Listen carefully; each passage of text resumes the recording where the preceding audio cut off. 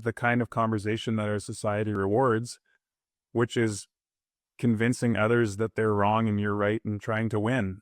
And you can't listen. You cannot listen if you're preoccupied with trying to convince the other person. I think the commitment is, I'm gonna, I don't know, I'm gonna learn one thing and try to keep practicing it. But when I screw up, I know that I can keep trying. Between stimulus and response, there is a space. And in that space lies our power to choose. And in our choice lies our growth and our freedom. Welcome to the Farm Family Harmony podcast. I'm Elaine, Froese, farm family coach, here with another episode full of transition tips, tactics, and sometimes hard truths to get harmony on your farm.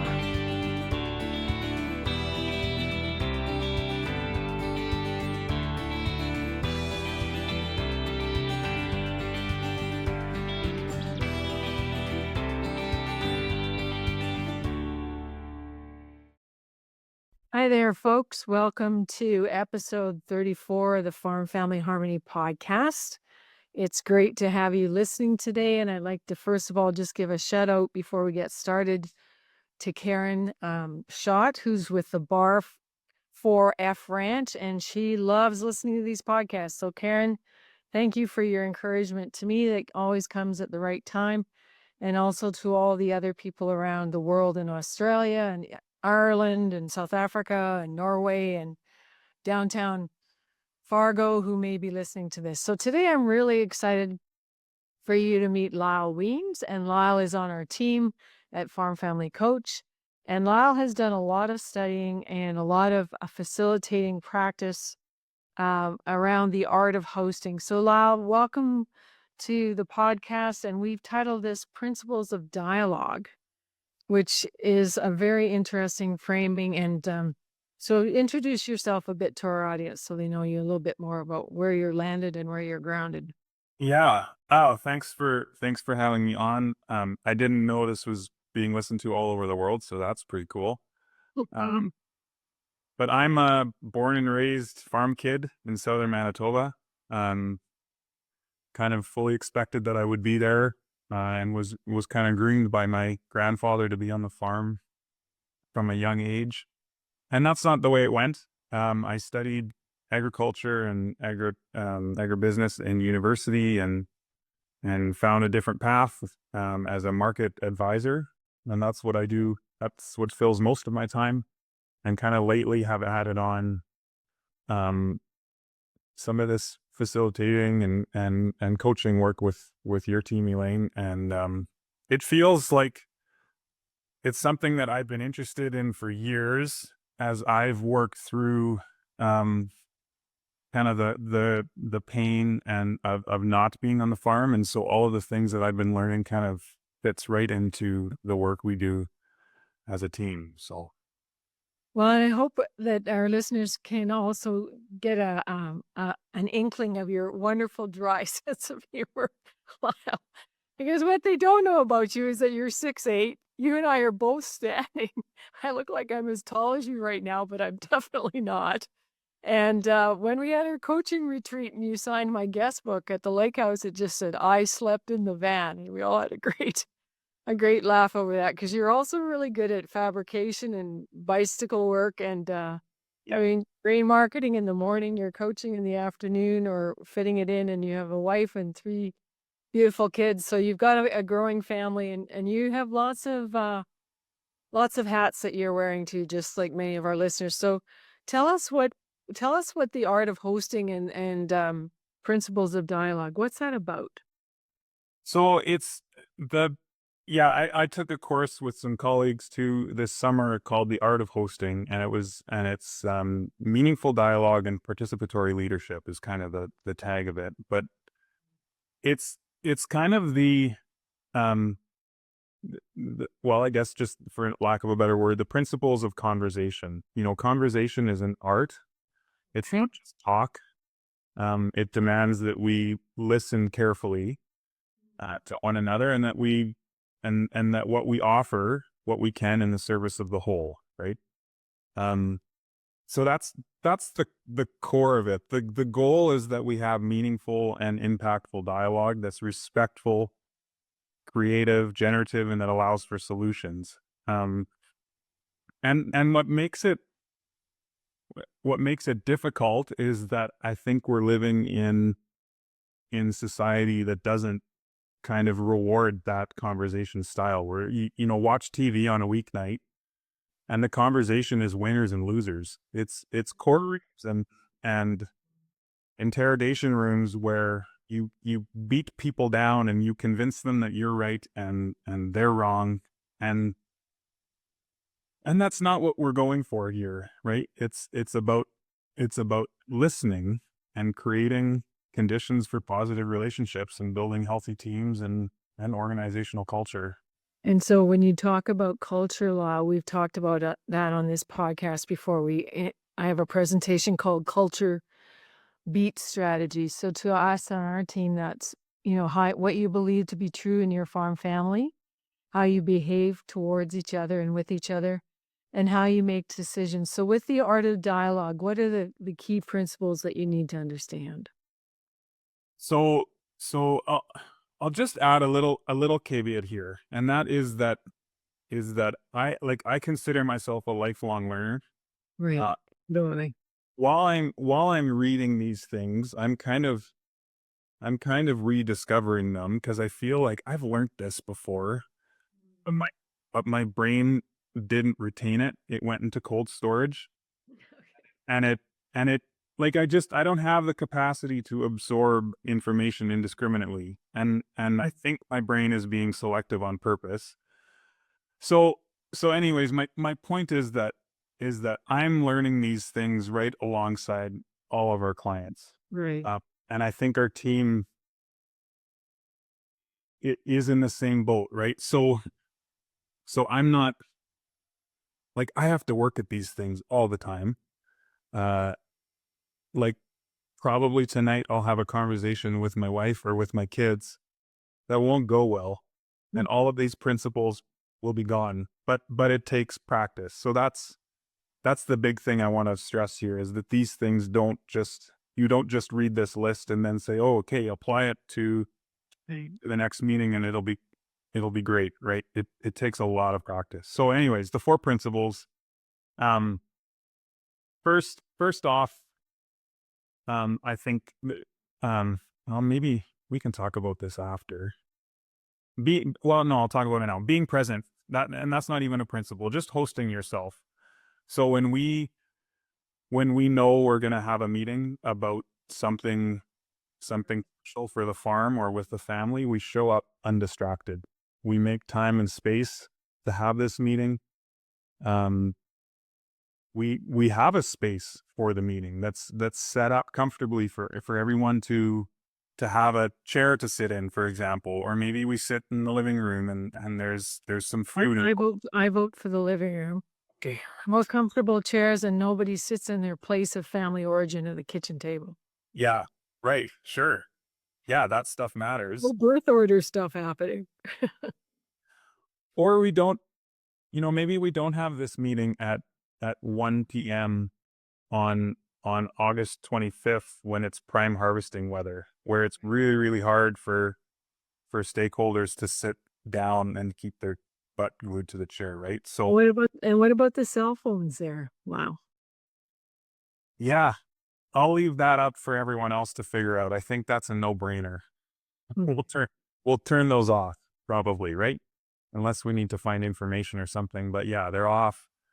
Um, and it's not a lot of time. Like these conversations don't have to take forever if we know what the purpose is of the conversation. So So what does it mean to come host yourself? Like obviously well rested, well prepared, in a good frame of mind, attitude.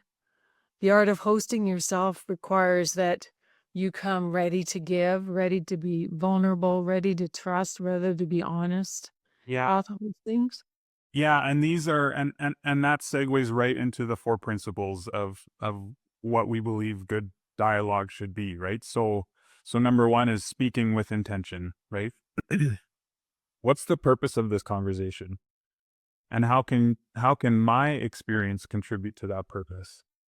So I want to speak on topic to the purpose of the conversation, and I want to speak from my experience, not someone else's, and not something that I don't know about, right? Or that I'm So using I language, not you kind of language would be helpful. Yeah, that's right. Yeah. Mm. And then number two, we're listening to learn, right? So you talk about, and we talk about as a team all the time, come from curiosity. So that's what we're practicing here, even when you disagree. What can you learn from the other's perspective? I'm just curious. Yep. Yeah. And that takes me back to what the kind of conversation that our society rewards, which is convincing others that they're wrong and you're right and trying to win. And you can't listen. You cannot listen if you're preoccupied with trying to convince the other person. And I think often, Lyle, we've heard people say you also cannot listen when you're already formulating the answer in your head, Yeah, right? exactly. You can't be having two dialogues going on at once, the one that's coming into your ears and then the one that's formulating in your brain. Yeah. Yeah. Right. And I think I can't stress this enough. It's not about winning and losing. Um, which as an aside is a whole nother thing that I'm learning about, which you've talked about Barry Johnson and his work on polarity, and that lately in the last couple of months, I've just like read a snippet of his book and it's blown my mind because it applies to everything, right? Mm-hmm. Just Work. think about breathing. Mhm. Breathing consists of inhaling and exhaling, You gotta do both. right? You got to do both, and it's not both at the same time. It's one and then the other and then the other, and you're constantly going back and forth, and that's managing it. It's kind of nice that our body just does it. Well, I like to call that the dance too, right? It's not either or, Yeah. but polarities and just to help the audience out here, a polarity is a challenge or a problem that never can be solved. It just has to be managed. So for everyone listening to this, when it's still busy season, we're going to have to work very hard to get our crops off, and you're working very hard to market them at a good price with your clients.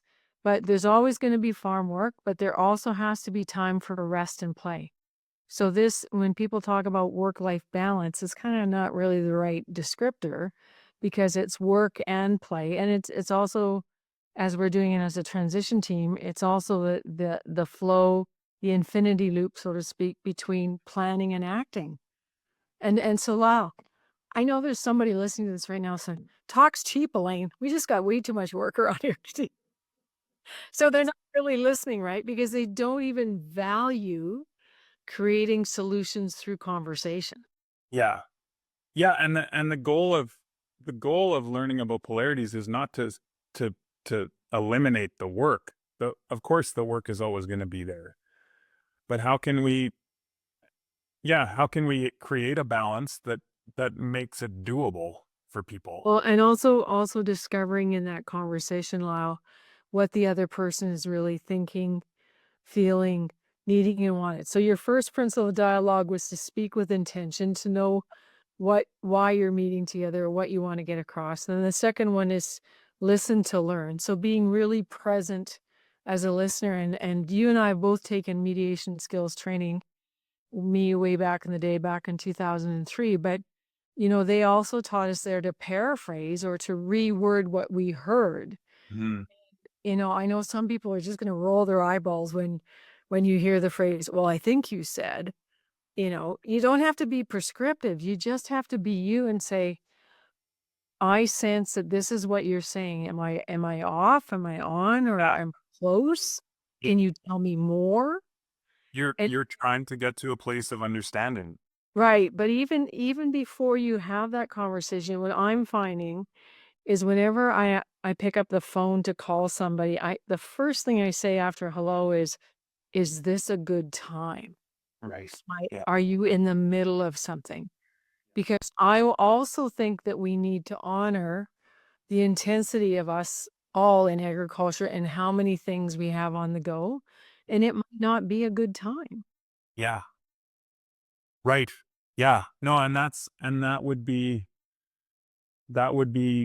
ties into another principle here, and I'll get to it in a minute, but being aware of or practicing grace for other people too, right? Like if you're preparing to show up ready to have a conversation, then you have to allow space for other people to prepare for that too, or for them to be unprepared, and then give them grace and say, I think maybe you're unprepared for this. Is there a better time that suits you? Right. And give them an out to come back to the story at a later time. Not too much later, not next year.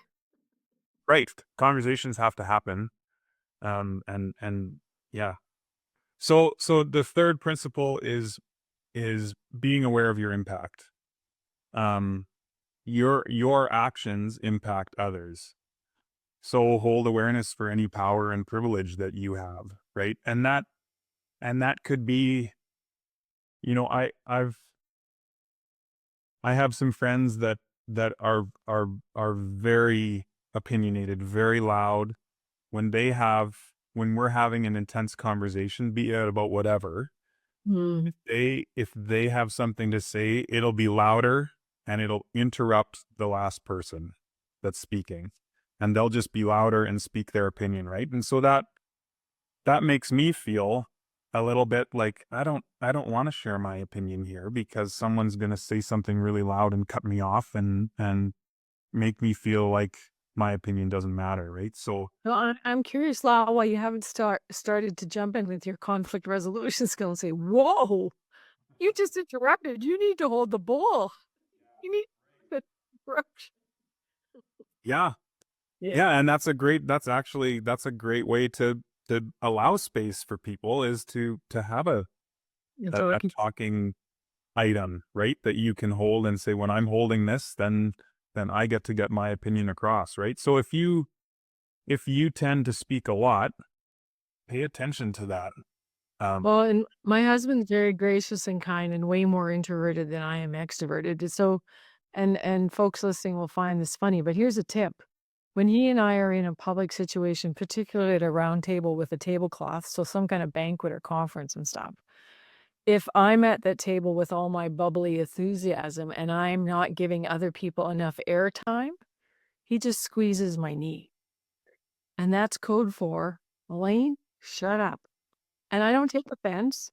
yeah, I t I know that his intention, excuse me, is to know that, Elaine, other people have something to say too, and I know you're excited about what we're talking about, but let them have a piece of the action here.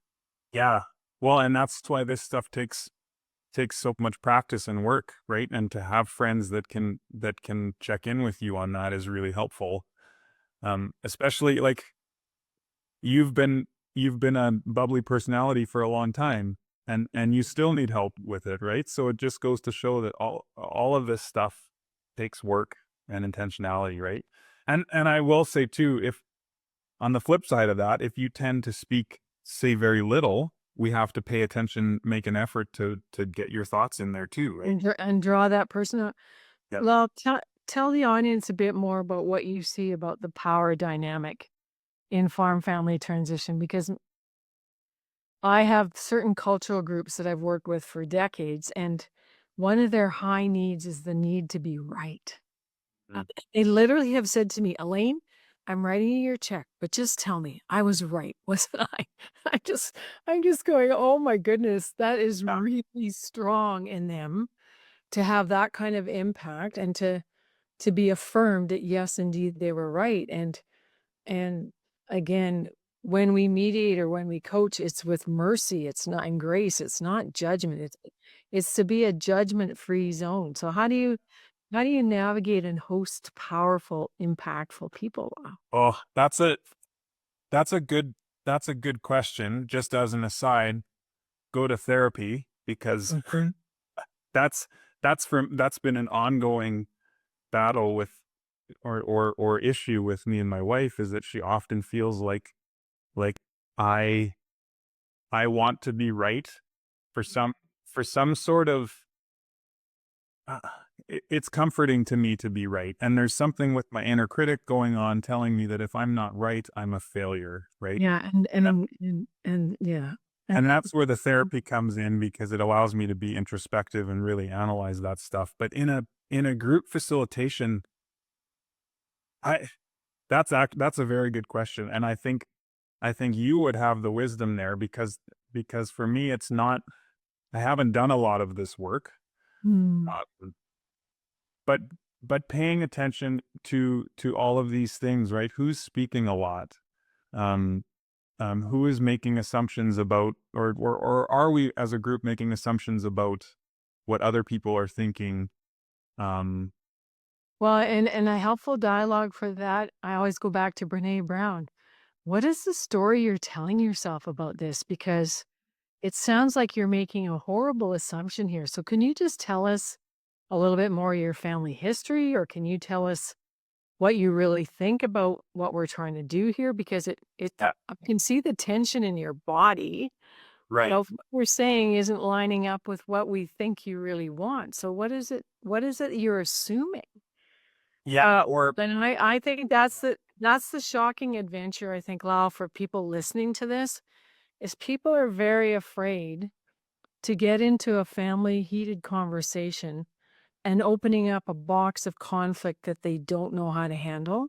yeah, And what I want people to hear through your time with me today on this podcast about dialogue is that it really helps to have somebody in the room who can sit in the tension and be conflict aware yeah, and, like, say, use these art of hosting dialogue principles to say, whoa, let's just take a minute here.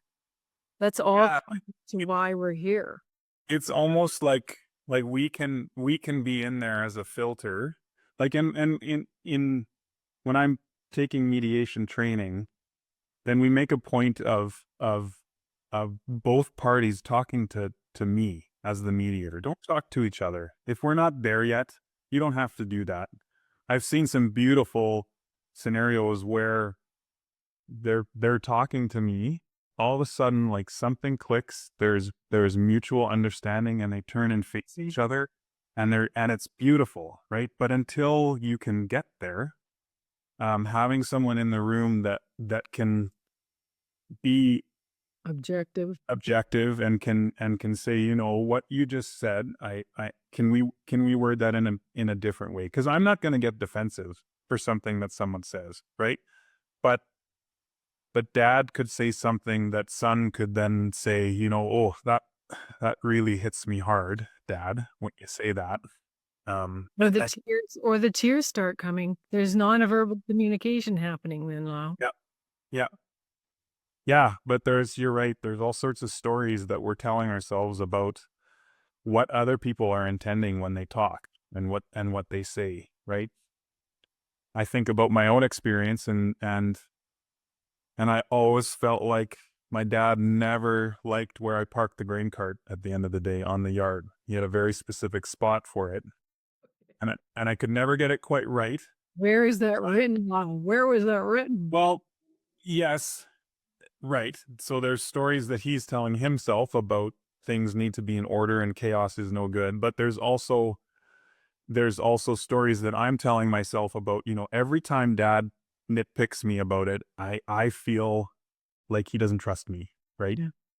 And his intention was not to tell me that he didn't trust me. It was his own thing that he was doing, right? But that's how it feels to me and it's hard to let those stories go. So, Well, we all have stories about power and control and perfectionism too. And so, shout out again to Brene Brown. The Gift of Imperfection is a great book that she's written. yeah. And like you said, we're all lifelong learners. So, for people who are listening to this who are just going, oh, you know, I don't even know if I have the energy to even try new ways of communicating because it seems like these habits in this family are so ingrained. Um, what else is the principle needed here? What's number 4? I practice in grace, right? So holding grace for yourself. Like Compassion. I call her Aunt Brene. She's Aunt Brene, right? She has so much wisdom to share with us, right? Then but it's imperfection, right? We're not going to get this right. And like I said, probably I'll wander into my house here and say some boneheaded thing to my wife and start something, or vice versa, right? And we forget. And it just, I think the commitment is, I'm going to, I don't know, I'm going to learn one thing and try to keep practicing it. But when I screw up, I know that I can keep trying. Well, and I think And also when other people screw up, you hold grace for them as well. right. And also, more language I want our listeners to hear is the work of Dr. Gary Chapman when he wrote this book called When Sorry Is Not Enough. So the idea of what do I need to do, Lyle, to make this right? Yeah. Do you need more than an apology of words from me? What do you need? And you could say, Elaine, I need a change of behavior. I need you to stop talking all the time. And I need not to interrupt me. And I would really like it if you didn't talk so loud, especially when you get riled about your very deep opinions. Yeah. Okay, so I'm going to order that book right now. I don't have one yet. I also have a blog called Saying Sorry at Harvest. So if you want to read the Coles notes, just go to farmfamilycoach.com and search for Saying Sorry at Harvest. So Yeah. we also as a team, Lau, really love the book by Dr. Marshall Rosenberg called Nonviolent Communication. Mm. And this one's been, my niece, who's a coach, who now lives in Toronto and is on her way to a job in Paris. She said, oh, Aunt Elaine, you're going to love this book. And yes, our whole team loves this book because the model of that book is what are you observing? What are you feeling? What do you need? And what's the request for action? And it kind of lines up with how my brain works. So, well, can you just talk about some of those principles from nonviolent communication that are also helpful to this conversation about having better dialogue? Yeah. So just to fess up, I have not read this whole book. I take forever to work through books because I get to a spot and I said, "Oh, that's awesome," and then I linger on it for months and years sometimes. So I've just kind of scratched the surface with this book, and one of the things that really jumped out to me at the beginning was life. It's called Life-alienating Communication. Mm. Um, so a couple examples of those are moralistic judgments. So you're implying that someone's bad or wrong when they don't think the same way as you do. Or you always or you never, right? Yeah, right. Yeah. Yeah, language like that mm, yeah, totally. So like that's the big one, right? So classifying and judging people. Um oh, sorry. Well, I guess It that it promotes, yeah, sorry, go ahead. my encouragement for listeners is to really be careful how you use the word always, you always, or you never, because those are very moralistic judgments. Yeah, right. Yeah. You're making and making comparisons, um, classifying people. That it all kind of promotes. Should I think the word promotes violence, right?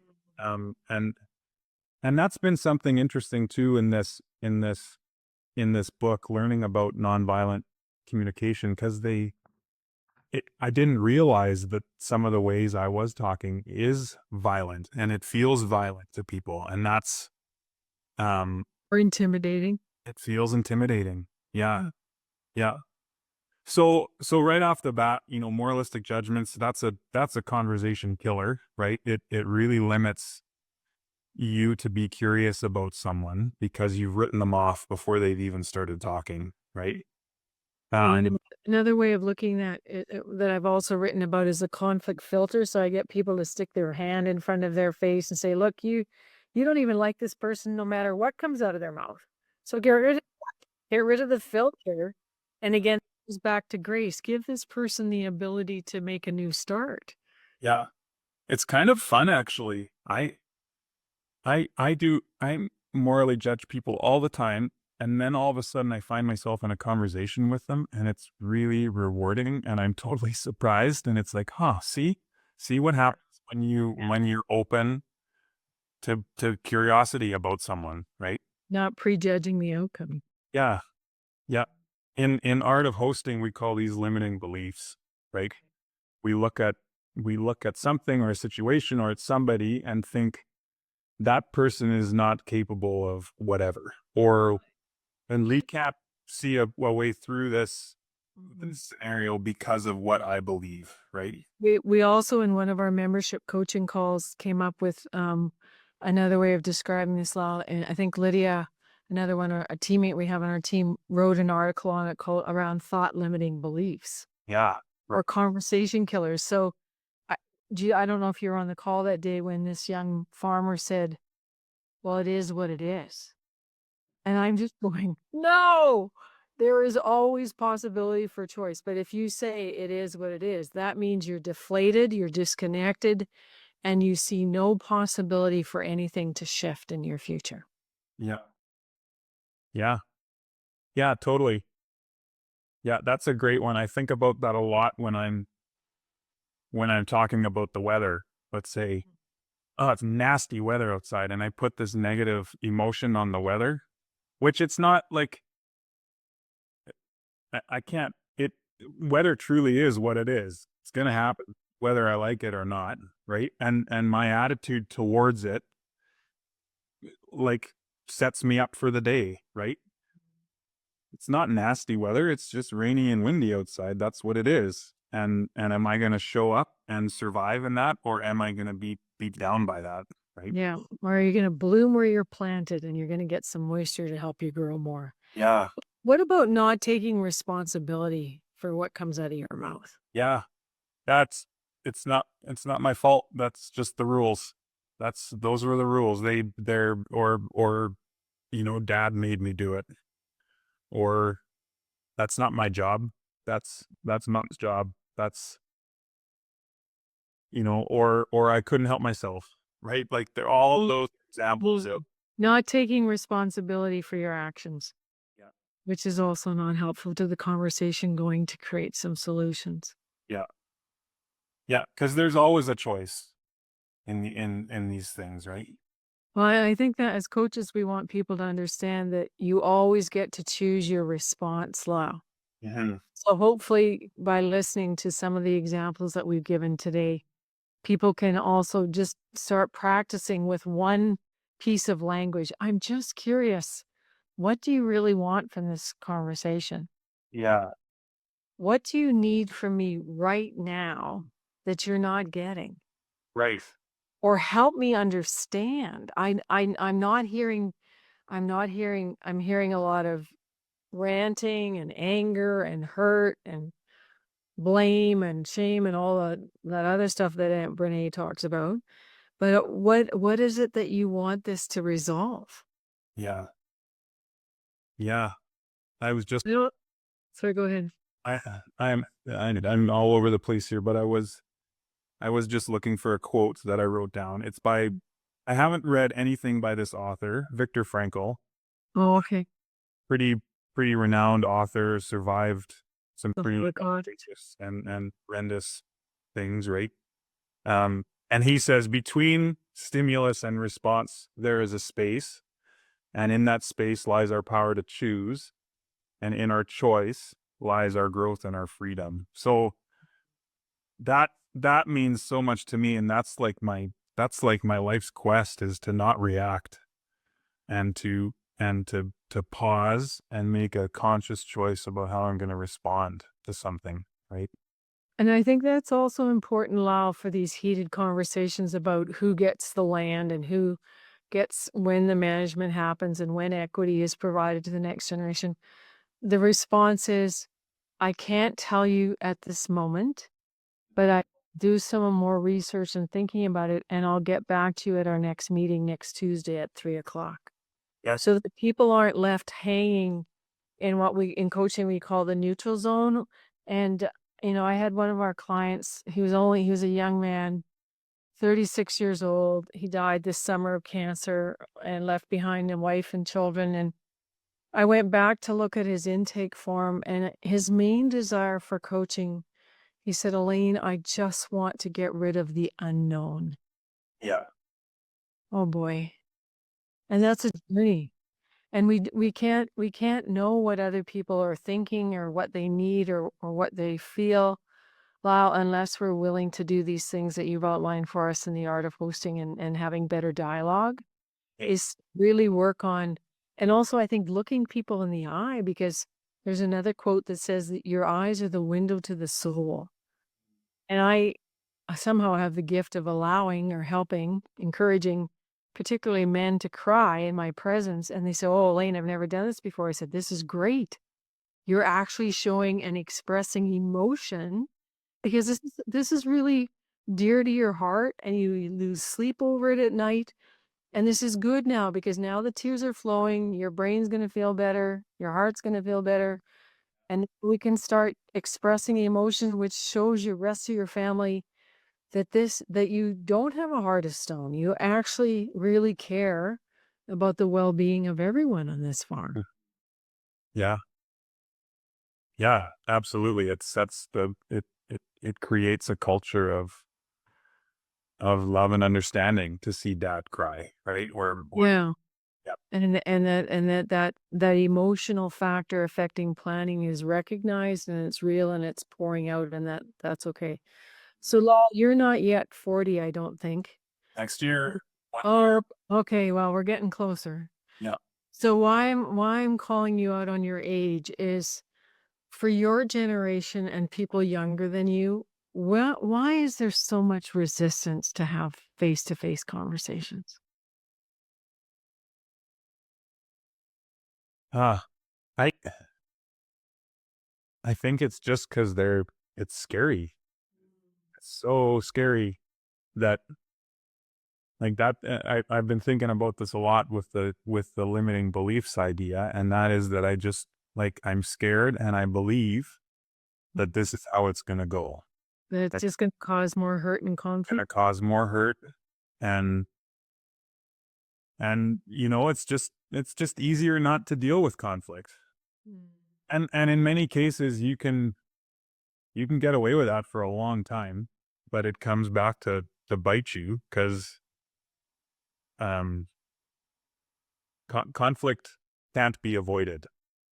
You you just postpone it, right? Well, and what we learned in mediation services is that the longer you postpone it, it's like a huge vector thing Yeah. where there's less solution making and there's less energy for creating solutions the longer this conflict exists. And Yep. it's kind of like you know, take it while it's a molehill, not a mountain, and don't make a mountain out of a molehill. Right. Is wrong. Yep, you want to nip it in the bud, so to speak. We have lots of colloquial expressions about why it's good to, as John Gottman says, make quick repair. Right. Yeah. Yeah. For like, if you're almost 40, there's also a group of people who are 25, which is almost 15 years younger than you, which I guess would be a totally other different generation who've never really had a lot of conversation even with their friends because they converse by texting. Yeah, though I'm like again, I don't have a lot of experience, but I'm working with some younger clients right now, and I'm amazed at how quick they want to resolve things. Good. They don't just want to leave it alone because They want a different life, I'm well, suspect. and in one case, they saw how conflict actually ripped the family apart. Mm. They don't want to go down that path, and so they're not exactly sure how to navigate it, right? Um, and that's where learning these conflict resolution skills is so key because you got to have the tools to get through this stuff. It's not what you're learning on TV. There aren't winners and losers.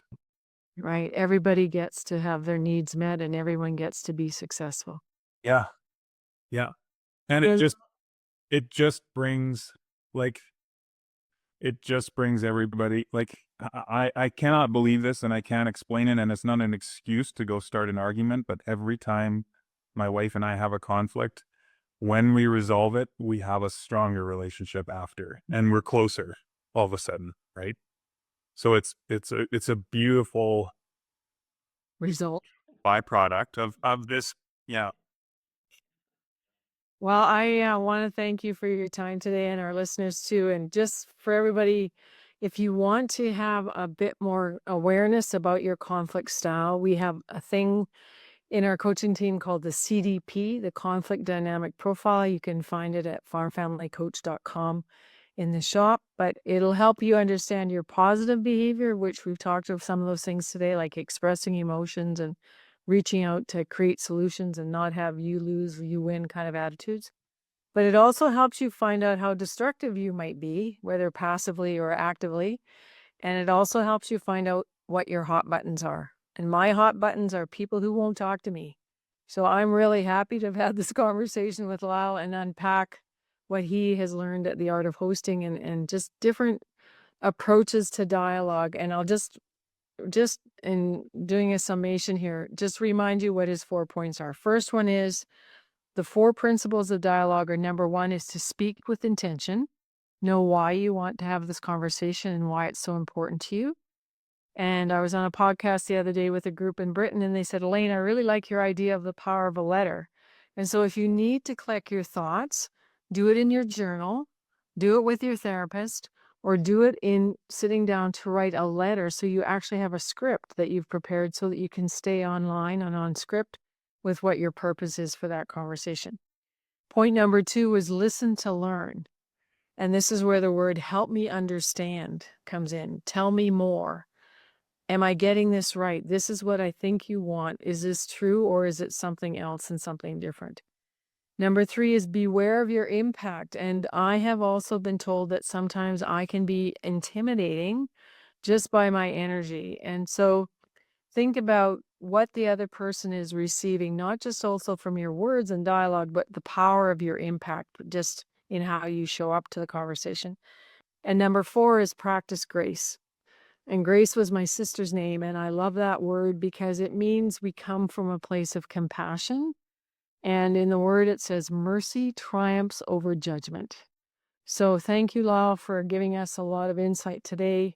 We're all on a learning journey together, and I encourage you to share this podcast far and wide all over the world. I also want to give a shout out to Sally Murfitt in Tasmania. Hope to get there soon.